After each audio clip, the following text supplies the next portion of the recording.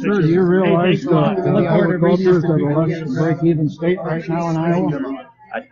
I know that farmers are hurting. And Why are you trying to put salt onto the injury by wanting to take away our subsidies to biofuels? Well, sir, I'm not. Yes, you are. You made that statement.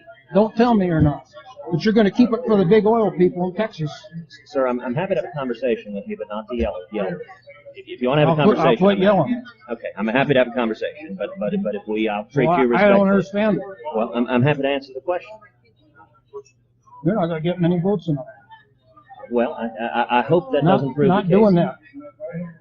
Not being for going against subsidies to biofuel. Biofuel is part of our income. Sir, do you want me to answer the question? Yeah. Okay. So my view, number one, when it comes to farmers, there is no one that will fight harder for farmers against Washington than I will. You talk about farmers struggling. That's right. Big part of the reason farmers are struggling is because Washington is making it harder and harder to do your job. You're seeing things like the EPA coming after you. You're seeing things like the Waters of the United States rule. As president, I'm going to rescind the Waters of the United States rule. That's going away. I'm president. Also, as president, I'm going to end the death tax. You want to talk about something that is harming farmers? As you know, the death tax is cruel to farmers. Exactly. But let's talk in particular about RFS. So my view on energy is that we have enormous resources, and we should pursue all of the above. Every energy resource we have, we should pursue. We should pursue oil and gas and coal and nuclear, wind and solar, and ethanol and biofuels and all of them. Okay. But at the same time, I believe that Washington shouldn't pick winners and losers, and there should be no mandates and no subsidies. Anywhere, across the board on energy, that it should be a level playing. Oh, you'll leave it for oil. No, that's not the case. And indeed, my tax plan, if you look at the tax plan that I am running, it eliminates every mandate, every subsidy. There's no mandates or subsidies for oil, for gas, for wind, for solar, for anybody. It's across the board, a level playing field. And let me mention... How many dollars are you going to cut out of the budget doing that? So I've put out a spending plan of cutting $500 billion from the budget altogether. I don't have the number on how much is from the subsidies and mandates, but I do have a spending. But let's talk for a second about the RFS, because there are a lot of folks, a lot of lobbyists and Democrats who are spending a bunch of money trying to convince Iowans that I oppose it, and it's not true. Here's my view on what should happen. I do believe we should phase out the RFS over 5 years, and I've submitted legislation to do this, in the context of eliminating every other subsidy so it's a level playing field. But let me mention a different government regulation that I think is much, much more important to Iowa farmers and ethanol than is the RFS, and that is the EPA's blend. So right now the EPA has a hard line where it is functionally illegal to sell gasoline with a higher mix of ethanol than typically E10 or E50. It is. And as a result, as you know, we're already bumping up against the RFS. And basically, the EPA is capping ethanol that the market cannot grow.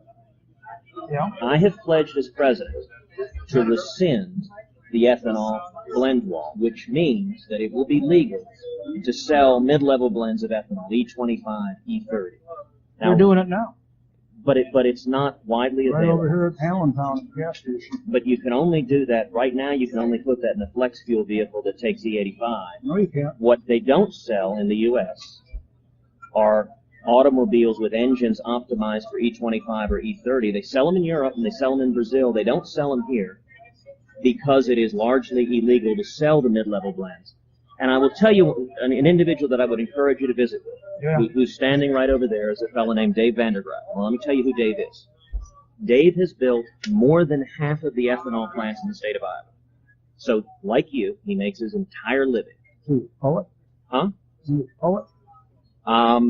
You can visit with him right now. He has built more than half of the ethanol plants in Iowa. There's no one that knows more about the ethanol industry than Dave. He's built ethanol plants in Iowa and all over the country.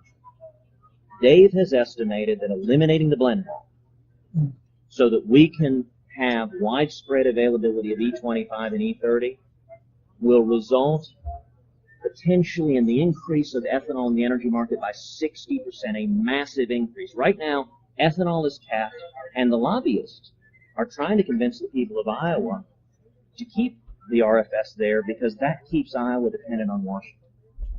But every week they're producing more ethanol right here in Iowa. But all my corn goes right over here to Hamilton, Iowa. But you can't get it to the market above where the blend wall is. And if we lower the blend wall, the impact, if I'm elected president, the impact for Iowa farmers, the market for ethanol will be much bigger than it is right now. And it won't be through a mandate or a subsidy. It will simply be repealing an unreasonable regulation and enabling ethanol to compete on a level playing field. And I'll mention also someone else. And bio oil, soybean oil. No, all of the above. Someone We else. got wind power. Everything. Someone else who's here. There's been no stronger fighter for Iowa farmers than Steve King. Steve King has been a ferocious defender of Iowa farmers. There's a reason Steve is with me and on this bus tour.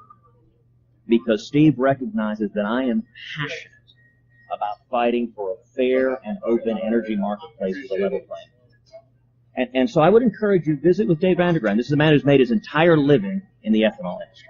And ask him his views, because he's an expert. You can ask him, listen, is this politician, is he telling me the truth, or is this more hot air? There's a lot of hot air from politicians. So that's a good instinct to start with. But I would just have a conversation with him. And I give you my word, I mean everything I say. That when I say no favoritism, that's for anybody, and a level playing field is going to benefit Iowa farmers by expanding the marketplace and enabling you to sell more corn and more ethanol. Senator, let me do the issue.